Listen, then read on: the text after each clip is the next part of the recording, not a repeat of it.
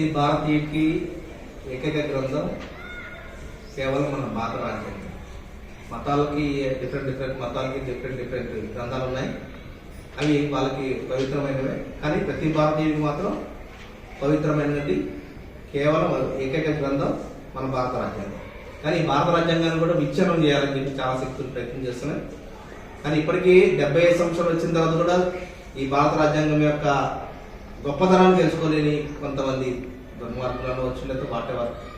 వాళ్ళందరి యొక్క సూచన ఏంటంటే భారత రాజ్యాంగాన్ని మార్చాలి, భారత రాజ్యాంగం బాగాలేదని. కానీ ఇలాంటి భారత రాజ్యాంగం ఇంకా మళ్ళీ ఎన్ని సంవత్సరాలు ఎంతమంది ఒకవేళ మళ్ళీ తిరిగి అంబేద్కర్ పుట్టినా కూడా, డాక్టర్ బిఆర్ అంబేద్కర్ మళ్ళీ జన్మించినా కూడా ఇంత గొప్ప రాజ్యాంగం రాకపోవచ్చు.